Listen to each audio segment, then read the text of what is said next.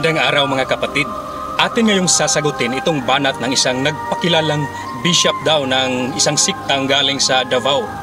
Si Pastor Cobos, ang founder ng siktang CTHIMM na sumulpot lang noong 2009. Palagi niyang kinukutya ang Iglesia Katolika sa kanyang mga Sunday service na ipinopost niya sa YouTube.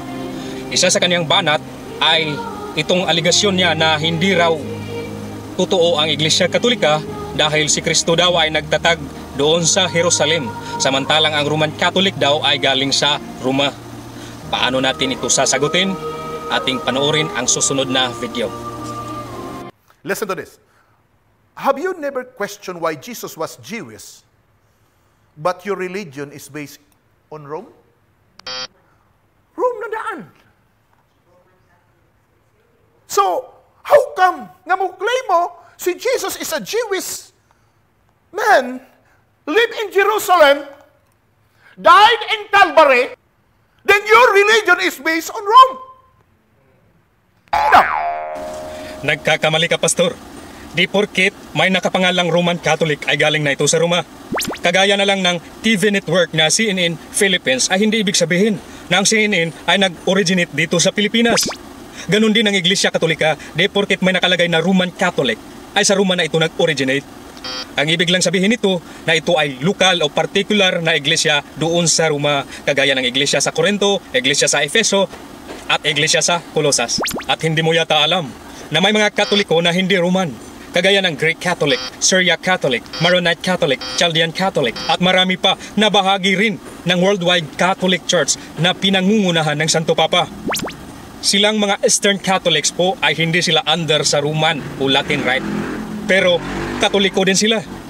Kaya mag-aral ka pa ng maigi, Pastor.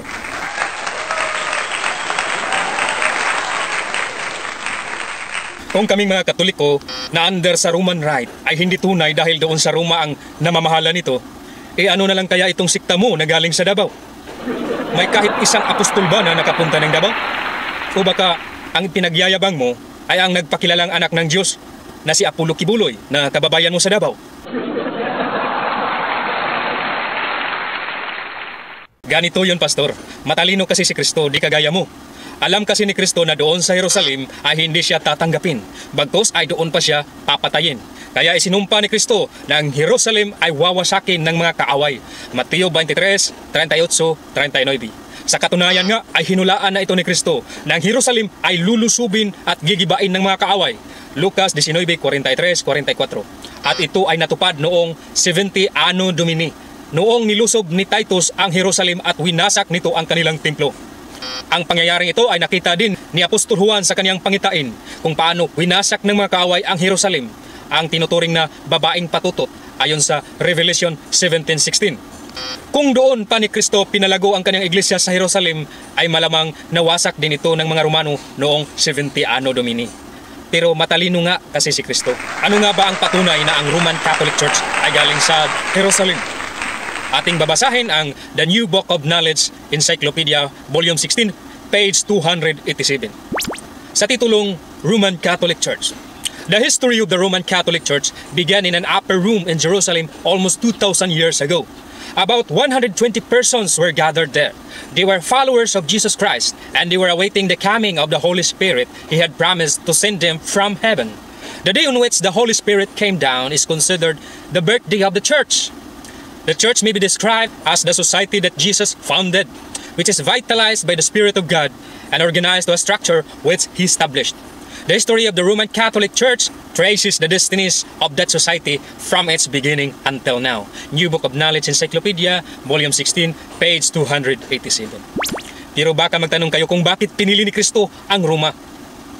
Pinili ni Kristo ang Roma dahil ito ang sentro o kabisira ng buong Imperyo Romano na isa sa pinakamalaking imperyo noon. Mas maraming makakarinig sa Ebanghelyo kung ito ay ibahagi doon sa mga malaking syudad kagaya ng Roma. Halimbawa na lang sa sikta mong CTHIMM. Ginusto mo na diyan kayo sa pinakamalaking syudad ng Davao dahil maraming tao diyan at malamang marami din kayong malulukong tao.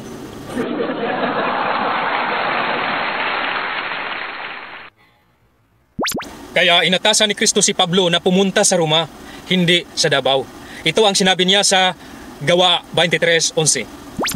Lakasan mo ang iyong loob sapagkat kung paano ang pagkapatutuo mo tungkol sa akin sa Jerusalem ay kailangan mong patutuhanan mo rin gayon sa Roma. Gawa 23:11. Ang sinabi ni Kristo ay napakalinaw na si Pablo ay magpatutuo doon sa Roma, hindi sa Davao. Kaya si Pablo ay gumawa ng liham doon sa mga Kristiyano na naninirahan sa Roma. Walang liham si Pablo para sa Davao. Ito ang sinabi ni Pablo sa kaniyang liham para sa mga taga-Roma. Ayon sa Roma 1:7-8. Sa lahat ninyong nanga sa Roma, mga iniibig ng Diyos, tinawag na mga banal. Sumain niyo nawa ang biyaya at kapayapaang mula sa Diyos na ating Ama at Panginoong Hesukristo. Kauna-unahan ay nagpapasalamat ako sa aking Diyos sa pamamagitan ni Hesukristo tungkol sa inyong lahat ng inyong pananampalataya ay bantog sa buong sanlibutan. Malinaw sa liham ni Pablo doon sa taga-Roma, hindi sa taga-Davao, na sila ay tinatawag sa pagkabanal at ang kanilang pananampalataya ay bantog sa sanlibutan. Ang tanong ko sa iyo, Pastor, anong Kristiyanong reliyon ba ang nandun sa Roma mula sa unang siglo hanggang sa kasalukuyan? CTHIMM ba o Catholic? Ngayon ating balikan ang mga pangyayari doon sa Jerusalem noong nilusob ito ng mga Romano. Maraming mga Hudyo at Kristiyano ang namatay sa digmaang iyon. Yung mga nakaligtas ay nagsisilika sila at pumunta sa iba't ibang bansa. At ang Jerusalem ay tinayuan ito ng mga templo ng mga paganong Diyos-Diyosan. Halos 300 taon na napasa ilalim sa paganong namamahala ang Jerusalem hanggang sa panahon ni Emperador Constantino, ang kauna-unahang Kristiyanong emperador sa Roma. Sa panahon ni Constantino at sa tulong ng kanyang ina na si Reina Elena ay naitayo ang mga Kristiyanong simbahan doon sa Jerusalem na hanggang ngayon ay nakatayo pa rin doon. Katulad ng Church of the Holy Sepulchre na naitayo noong 335 Anno Domini. Halos lahat ng mga simbahan doon sa Jerusalem ay sa mga Katoliko. Wala pong simbahan doon sa sikta mo. Subukan mong pumunta ng Jerusalem ngayon at malalaman mong mga Katoliko ang mga pilgrim sites doon na nilalakaran ni Kristo noon. Kung may makikita ka doon na simbahan ng sikta mong CTHIMM, ay agad-agad na aanib ako sa sikta mo. Now, another question. Who killed Jesus? Mauni karon. The Roman soldier. Kasi nagbunal niya 39 lasses. The Roman soldier. Nako, Pastor, halatang kulang-kulang ang iyong kalaman sa Biblia. Di porkit Romano ay Katoliko na agad. Kung ang pagka-Romano ay automatic na Katoliko, ibig sabihin si Apostol Pablo ay Katoliko din.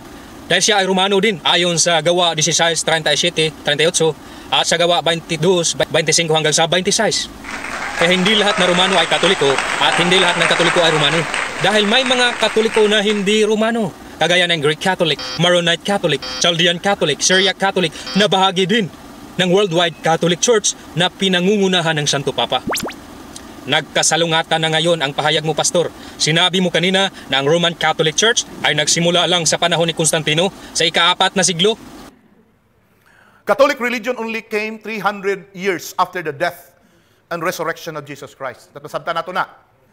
And if you track history, this religion only came because of Constantine the Great. Pero ngayon nag-aakusa ka na naman na ang Romano Katoliko ang nagpapatay kay Kristo. Ano ba talaga, kuya?